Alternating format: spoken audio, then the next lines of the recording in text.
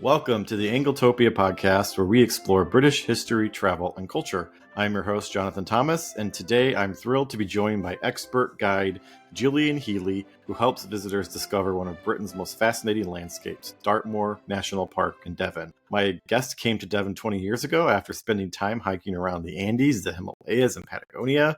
And now, as a qualified hill and moorland leader, she spends her time exploring each of Dartmoor's unique 368 square miles, sharing its rich history, myths, legends, and natural beauty with visitors from around the world. Through her personalized walking tours, she offers experiences tailored to different interests and fitness levels. Whether you're fascinated by the 4,000 years of history on the moor, the diverse wildlife, or the literary connections to works like The Hound of the Baskervilles by Sir Arthur Conan Doyle, today, we're going to talk about her journey to becoming a Dartmoor guide, her favorite routes, the unique perspective walking tours provide, and why Americans should put this ancient landscape on their travel bucket list. Welcome to the Anglotopia podcast, Gillian. Thank you very much, Jonathan. Lovely to be here. Yes, thanks for coming on the podcast. We really appreciate it. All right, well, let's dive right into the questions. So please introduce yourself to the Anglotopia listeners. How did you end up as a walking tour guide in Devon? Wow, good question. It was a little bit by accident, but a little bit by fate as well. I ended up kind of, loving the outdoors. I've always loved hiking, walking, traveling. I've loved Dartmoor on the southwest coast path as well. I've been walking that for the last 20 years.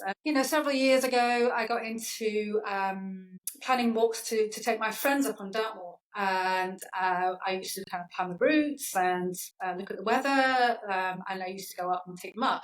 And one day, several years ago, I was up there and the notorious Dartmoor mist came down. And I was with my friends, and we kind of got a bit lost, I have to say. And they all looked to me to say, "Gillian, which way?" And I turned around and said, "I have no idea."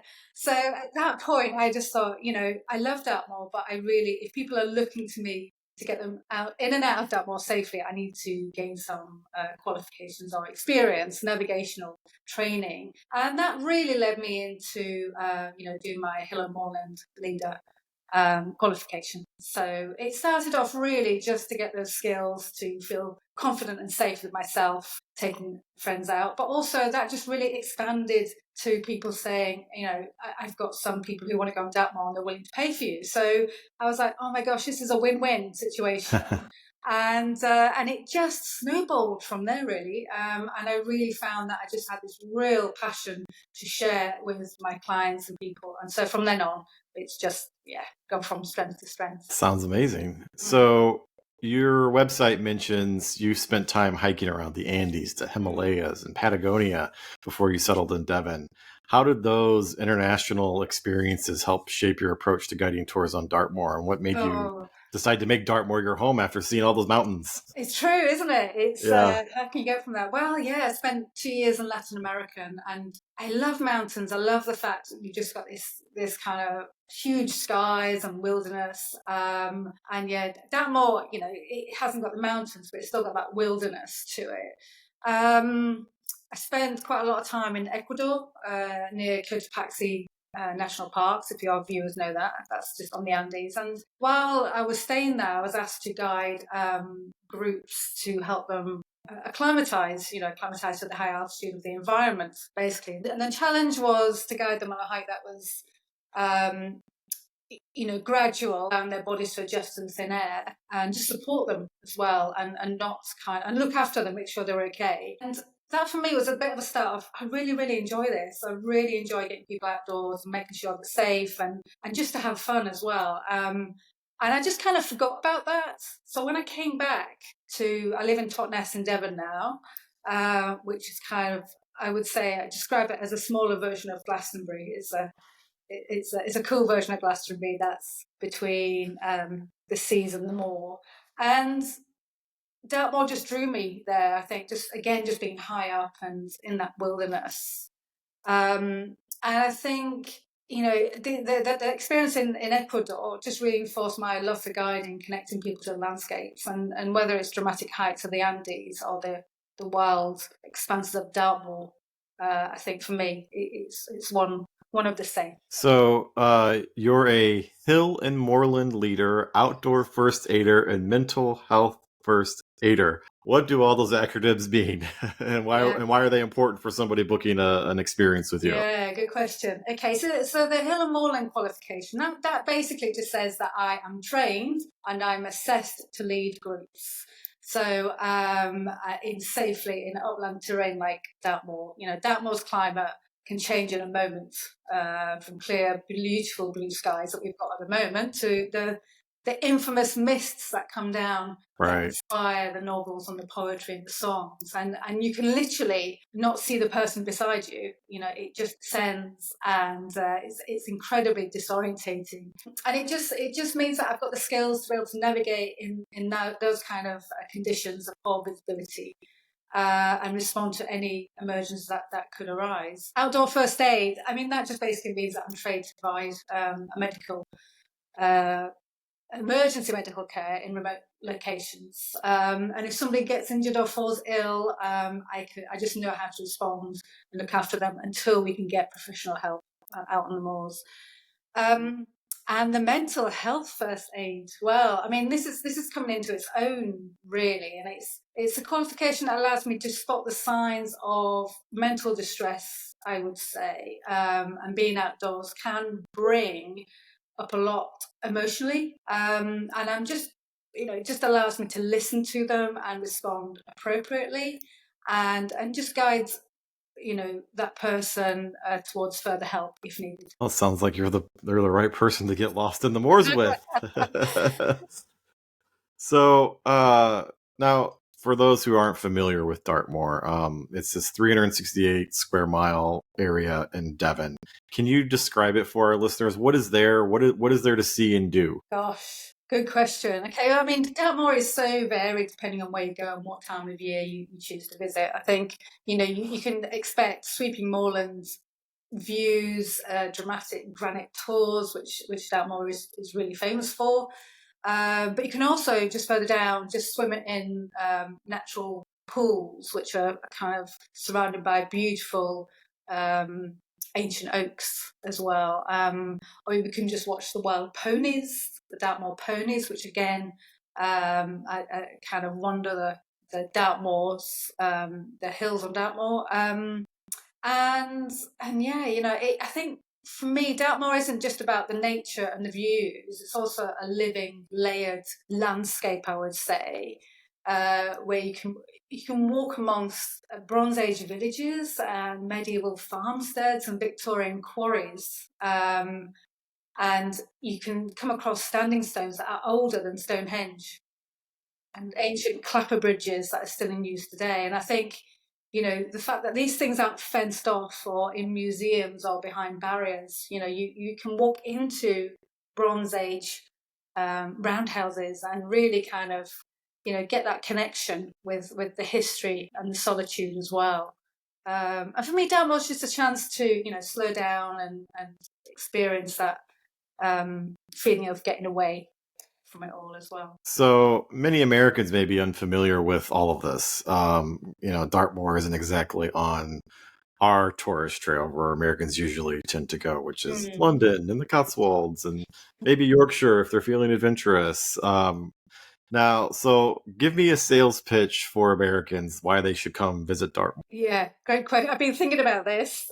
There's so much, but I think I would start by your viewers just to imagine hiking through vast open moorland where you've got wild ponies roaming free, and you can climb up ancient granite tours for huge panoramic views while stumbling across Bronze Age stone circles, which are older than the pyramids. There are no crowds there.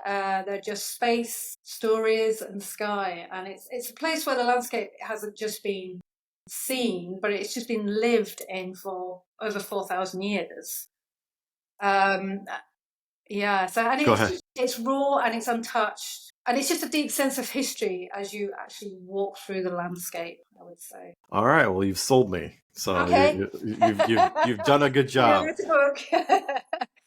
One part of your answer there, you mentioned the word moorland several times. Mhm. What does moorland mean for? Oh, Because we don't really have an equivalent here. yeah, that's true, isn't it? I mean, we do have areas of moorland all over the UK. We've obviously got the Peak District and the Yorkshire Dales, and obviously Dartmoor. I mean, moorland's kind of categorised by, you know, an open space that was actually once populated by trees until humans came along and decided to use those trees for their own purpose of living, basically. So Nelson's moorland, Navy, right? yeah, exactly. So moorland's kind of, you know, you've got you know, just wide open spaces of grass, bracken.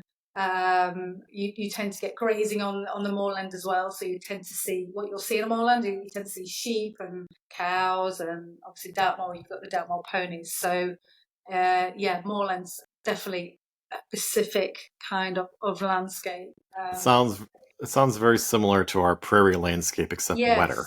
Yeah, absolutely. So, your website emphasizes personalized experiences tailored to visitors' interests and fitness levels. Can you share a memorable example of how you've customized a tour for a particular client and that showcased Dartmoor in a special way? Yeah, sure. Yeah, kind of. I mean, I really believe from you know my experience that to truly get the most out of your time on Dartmoor, I always recommend doing a bespoke itinerary rather than a tailored one fits all kind of route. I think this year, a good example, I recently welcomed back a couple from Colorado for their second visit. The husband had ancestral roots here, which I believe a lot of Americans come over to the UK to explore. Yeah. And his forebears were Dartmoor tinners, which was fascinating. So we set out to explore areas that still, you know, were still etched with the scars of post-medieval tin mining, which you get all over Dartmoor. So, and they were also fascinated by the prehistory. So we kind of wove in ancient stone rows and Bronze Age settlements in that walk as well. So, you know, we had a full day with them. And it was fantastic. It was a journey through their own personal history and human history laid it onto the moor itself. So yeah, you know, it was, yeah, you know, for me, I get so much more out of those walks as well because I see them really connecting with that history of their own family history. So yeah. Sounds really interesting. Yeah, and I didn't realize that Devon was known for the tin mining. I thought that was a Cornish thing. So, how do you decide which areas to showcase on your tours? And do you have any personal favorite routes or locations you believe capture the essence of Dartmoor? And I realize that's two questions. So, yeah, okay, that's fine. It's greedy, but I'll go with it. So after a discussion, either by email or telephone with the client or WhatsApp about their preferences, I can then plan a route. So I've got two personal favourite routes. One is around Houndtor and Haytor, and that just really covers a lot of features of Dartmoor in such a really small area. So if a client only has half a day, they can see a lot within that walk. So we've got Bronze Age, we've got granite mining, flora, fauna, stunning views. We've even got a medieval village, and the Dartmoor ponies tend to hang out quite a bit there as well. It is a honeypot of Dartmoor, which means it attracts a lot of visitors. But it is a honeypot for a good reason. So yeah. So that is one of my favourite places. And another favourite walk is towards the west of Dartmoor, which is just beyond Princetown. And that walk kind of covers one of the finest Bronze Age sites on Dartmoor. Which has got, you know, 3 stone rows, a stone circle, standing stones, and a number of cairns and kists, which is a Bronze Age burial chamber. And it also covers one of the, some of the largest quarries on Dartmoor as well. So we really delve into the history of industrialisation on Dartmoor and what that meant for Dartmoor and the wider area as well. So yeah, that's definitely an area to cover. And the thing about that area as well around Princetown, it has actually got a real American connection because the quarries were actually used to build Dartmoor Prison in 1806, and it was widely known for housing UK criminals and prisoners of war, and which included the American prisoners during the War of 1812. So there is a Interesting. connection there, and we Yeah. still get a lot of Americans coming over to Dartmoor, to Princetown specifically, to really trace their ancestors who were either imprisoned in the Dartmoor prison, or they sadly died during an event there that happened called the Dartmoor Massacre, where some Americans were tragically shot during a protest. So there's actually an American graveyard as well that you can, with permission from the prison, you can go and visit. So again, that's another little gem of a walk I tend to cover. Well, not to ruin your tours, but you can't drop that one. What's the tell us about this massacre? What was the context Oh around? gosh, yeah. Well, it was unfortunately one of the darkest moments that came after the war had officially ended. Really, due to the delays in communications, the British authorities were slow to release the American prisoners, and the tensions started to rise. Of course, and on April the 6th in 1815, a protest inside the prison turned deadly when the British guards opened fire. So they ended up killing 7 American prisoners and injuring over 30 others. So memorials, you can find them inside the church as well, which is just across the road from the prison, which was partly built by Americans and partly built by French prisoners from the war with Napoleon. So there's a lot of history going on. Yeah, I pride myself in knowing a lot about British history for an American, but I had no idea that this happened. So Okay. you've educated me. There you go. I'm thrilled to learn something new. Yeah. And speaking of learning something, so you've mentioned the Dartmoor ponies several times. I know about the Dartmoor ponies. I've watched Country File ad nauseum in my years of Anglophilia. But can you explain what the Dartmoor ponies are and why they're special and why there's wild ponies roaming Dartmoor? Good question. So I mean, technically, the ponies aren't wild, I would say, even though they are just roaming. They look wild Yeah, because they're just they're out there roaming. they're domesticated wild, right? Yeah, exactly. So but they look beautiful. So that's really important for us. But some of them are owned. They are really looked after by the Dartmoor Pony Trust, who do a fantastic job of just making sure they're okay. If there are any ponies that are in trouble, they would kind of look after them. They also are responsible for managing the numbers on Dartmoor, I would say, because we don't want too many ponies to, unbalance the balance of Dartmoor, really. So they do every year, they do 2 or 3 roundups where they're counted, and some of the ponies are taken off Dartmoor and you can buy one. So they go to market. I think the going rate, don't get me wrong, is about £50, which, Seems like a deal. it is. So, so anybody with a spare bit of land or paddock, they can just take them in and look after them. So, but they are, they're an amazing sight, and you get different kind of species of Dartmoor pony as well. Some of them look really shaggy; they look like they've got like a little teddy bear coat on. They're really thick coats, and then some have been bred with more like traditional horses as well. If our viewers have been watching Warhorse, Steven Spielberg's Warhorse, that's an interesting film that I recommend. That was filmed on Dartmoor, and that goes into the history of using the Dartmoor ponies for during the wars, and also industrialization as well. So, but there's evidence that they've been on the moors for a long time. Wow, yeah, hundreds of years, right? Or at Yeah, least maybe absolutely, even probably longer. thousands. Yeah. Yeah. Here we have deer wandering around. There they've got horses wandering around. Yeah. And we do have deer on Dartmoor too, but less likely to see them.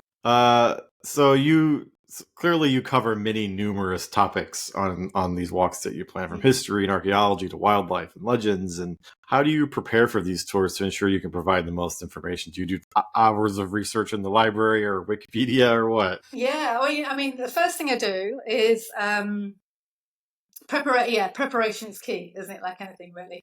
So it's all about ensuring that every detail is there, and I can focus on the experience of the stories that I'm sharing. So first of all, for every walk, I do a recce. So I have to do a recce walk of the route, and that's to make sure that the route is still safe and it's accessible and it's appropriate for the group I'm taking out. So this includes, checking the condition of the paths, assessing river crossings. Sometimes we've got to cross rivers, and after heavy rain, we may not be able to, or it's not safe to.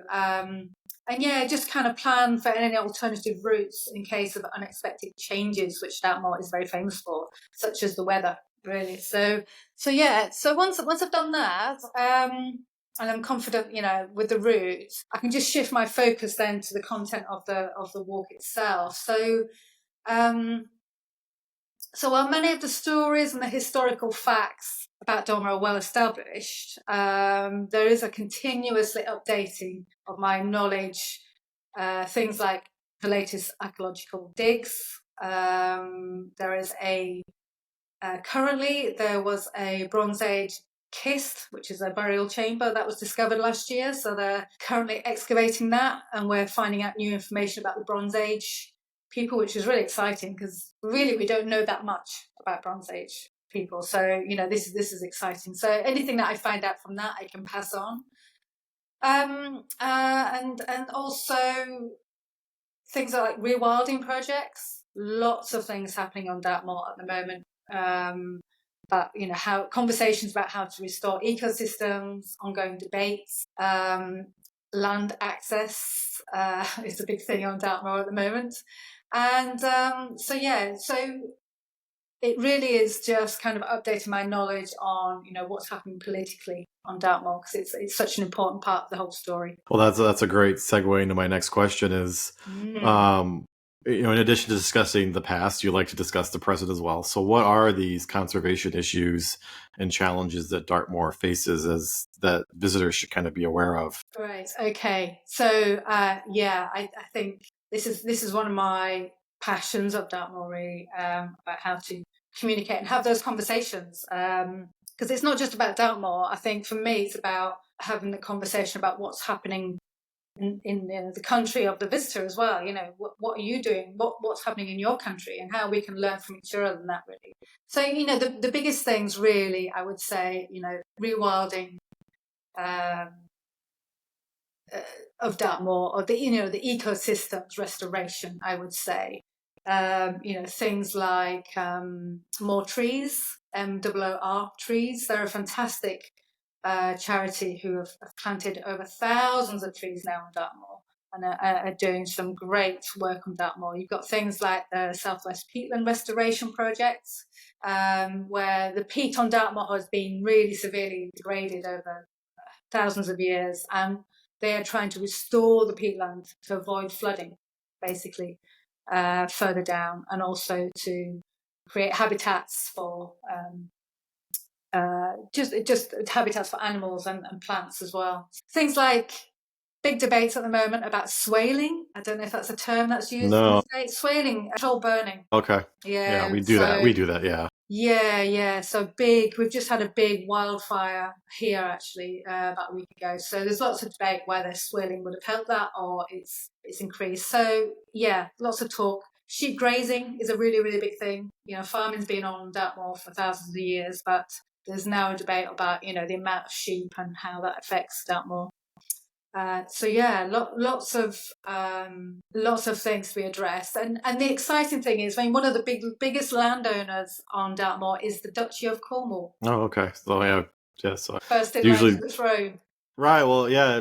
Charles and now William, they both care very much about the landscape. Well, this is it. I think since Charles obviously became king, he's had to be a bit, take a step back. But I think Prince William has taken that mantle, and they are coming up with lots of ideas of how to really encourage restoration on their land. So, that's really exciting for us, really. Yeah, so I was going to ask now, so who owns Dartmoor? Right, like like the New Forest is has a weird ownership thing with common rights, and so who owns this 368 square mile area? Is it a park? Is it an authority? Is it the duchy, or is it a mix of all these? Great question, and this is one of my passions. I have to say, this is one, and basically, so I start with the question to my clients is, who owns your national parks? And they Well, look we at me do. saying, wow, God, it's a state, of course. And I'm like, okay. So really different here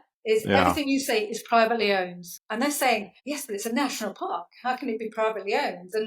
And then I kind of delve into our history of 1066. William the Conqueror comes in, conquers and divides up all our land and creates these private states, leading to the enclosure movements, leading to what we still have today, which is only access to 8% of our land, which is quite a shocking statistic, really.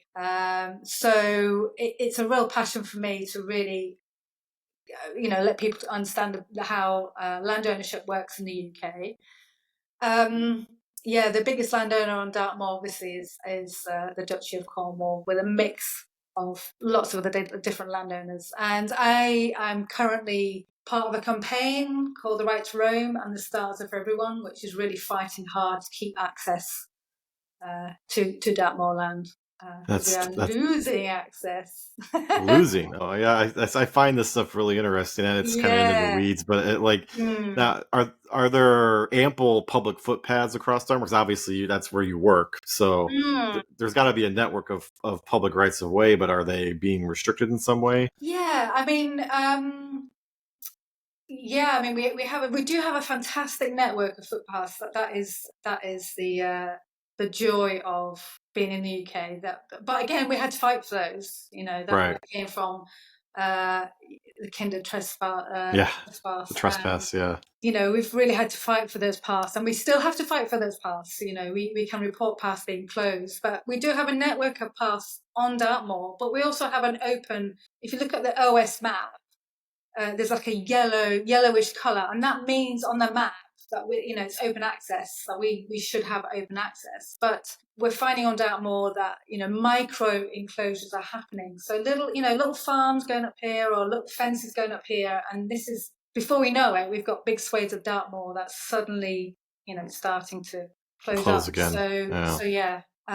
So it's something that I'm very, very passionate about, that we don't lose that, because if COVID taught us anything, is we need access to outdoor space for everything, for our just to survive. So yeah, and that's one of the things I love about Britain is you say only 8% of the landscape is open, but that is way more of the landscape that is open here. Yes. And even where I live in a rural area, I live in between two towns. I'm surrounded by farmland, but I cannot walk on any of it. I know. It's open. It's beautiful. There's plenty of places that a person could walk, but I can't walk on any of it because I would be trespassing. And in this country, everybody owns a gun, especially farmers. Yeah. And especially during hunting season. So you don't put your deer outfit on.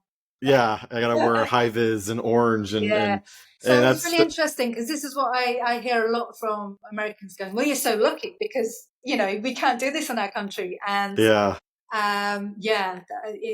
I find that very, very difficult to go, oh gosh, but I think we are, as Britons, we're very good at fighting. We've had this system of serf and peasants and their aristocracy for a long time. And we do rise up to reclaim those rights. I think I don't know if do you know the Ramblers? The Ramblers are very good at kind of keeping those paths open. And if we're not careful, we will end up like a system where we can't access anything. I don't know if you know, but Dartmoor is the last place in England and Wales that you can actually legally wild camp. So interesting. Yeah, but we are losing that slowly because of one particular landowner who is challenging that right in the High Courts, and now hopefully not the Duchy. The Supreme Court. So we're fighting that because it's incredibly important that we maintain those rights. Oh, good luck in the fight there. Thank you. Well, so we've kind of touched on this a little bit. So for American visitors who might be used to our vast national parks, which are really our only open public spaces that are owned by the people, what are some more unique aspects of Dartmoor that you would like to highlight that offer a distinctly different experience than going to a national park? Is it rougher? Is it wilder? Is it is there more history than there would be, let's say, in Yosemite National Park or Yellowstone National Park? I love Yosemite. It's an amazing place. But you're right. I think Dartmoor it isn't just a national park. It's a walk through time, I would say. And you're really experienced, like I said before, it's not like a Stonehenge where you can't, you just step back from it and you can see it. You can touch it, you can feel it, you can ask permission to go inside, a beautiful roundhouse or a stone circle and sit there and watch the sunset. So I think for me that's one of the things that Dartmoor has that a lot of national parks, even in England, don't have. And it's just this plethora of history everywhere that you can see that you won't experience anywhere else. So on that note, many Americans are fascinated by England's deep history. That's what attracts us to it, because the joke is that America has no history. We've got 250 years of history and that's it. It's not true, but that's the perception. So how do you help American visitors connect with Dartmoor's 4,000 years of human history in ways that makes it tangible during a day's walk? No, great question. Yeah, I mean, I definitely, every walk that I do, I definitely make sure that there is some Bronze Age on the way, because I think that for me is a real fundamental part of Dartmoor. Dartmoor was once heavily populated during the Bronze Age. It was quite heavily forested as well. So, there's lots to see in regards to that. And we don't just look at the sites. I think I would say, we pause at the sites and we try and imagine the people who built them. I think that's a really important thing, that, the lives they led, the hardships they would have felt, and how the landscapes would have shaped their survival as such. And I often bring stories and maps or even short readings as a background to that as well. Just talk about how the landscape holds memory, I would say. Just how the landscapes have just been so sacred grounds to generations before us as well. So, yeah, like that the landscape's memory. I like that. So the perception of Dartmoor has been heavily influenced by literature, and many Anglophiles would be familiar with it from The Hound of the Baskervilles. So what are some other cultural influences and connections that international visitors might be interested in? Yeah, gosh, yeah. So Arthur Conan Doyle, yeah, he loved Dartmoor. So, inspired to write Hand. He kind of was inspired to write Hand of the Baskervilles after hearing about the myths and the legends of Dartmoor. So, I would say the brooding atmosphere of Dartmoor is central to the story. And I must admit, sometimes when I take visitors up during a beautiful sunny day, it's really difficult for them to imagine this kind of, misty, brooding, isolated moorland, because it's so beautiful, on sunny days. Yeah, we're trying to incorporate as many of those kind of myths and try and get the imagination going on those myths and legends. Yeah, we try and make connections especially with Hound of the Baskervilles. So Arthur Conan Doyle used quite a lot of the landscape. There's little point of the landscapes which are in the book. So the Great Grimpen Mire is actually based on foxtail mires, which is a huge, big area of mire that's very, very difficult to cross. And if you were to misstep, you could end up, like the bad guy in Hand of the Baskervilles up to your necks.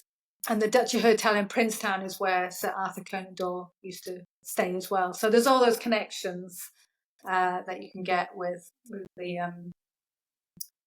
there's also kind of things like Dartmoor's used for quite a lot of film locations. So Doctor Who is quite a well-known one. And I think recently we saw them filming Witches of Netflix. So, there's quite a lot of film locations, because it is kind of seen as a bit of an outer worldly kind of landscape that you can imagine another planet being. All right. Well, so for my final question, walking tours offer a unique way to experience a landscape compared to driving through it or other forms of tourism. So what do you believe visitors take away from a guided walking experience on Dartmoor that they couldn't get any other way? Yeah, I'm really passionate about this, because I sometimes see people just driving around and going, no, and it's like, When you're on foot, you really feel the contours of the land. You feel the soft peat beneath your feet. And that peat is from thousands and thousands of years of degraded trees and flora and just you hear the silence between the wind and the bird song of the skylarks, and you notice the detail that are just invisible from the car window. So often I take out little microscopes that we can explore the moss, the Dartmoor moss that Dartmoor's famous for. And we can just have a look through those little magnifying glasses. The lichens, this kind of bright yellow ancient liking on ancient stones, and the shape of a Bronze Age hut circle. And just the shifting light across the moor as you're walking through it as well. So for me, it is about, it's connecting not just with the place, but with the time and the culture and the nature as well. So yeah, get out of your car, get your walking boots on, go for it. Well, I suddenly feel really guilty for the 2 times I've driven through Dartmoor and didn't stop because I was on the way to somewhere else. So No! you have sold me on that I need to come back immediately and explore it properly. So I will be giving you a call. Excellent. Look forward to it. So, well, thank you so much for appearing on the Anglotopia podcast, Gillian. Check out Gillian's website. The link will be in the show notes. If you are going to go to the West Country, look her up and have her plan a route for you. I don't think you'll regret it. So if you enjoyed the Anglotopia podcast, please like us, subscribe, or join the Friends of Anglotopia Club to support great long-form writing about Britain. Until next time, I'm Jonathan Thomas, and thank you for listening to the Anglotopia podcast. Thank you, Gillian. Thank you very much, Jonathan. My pleasure. All right, have a great day.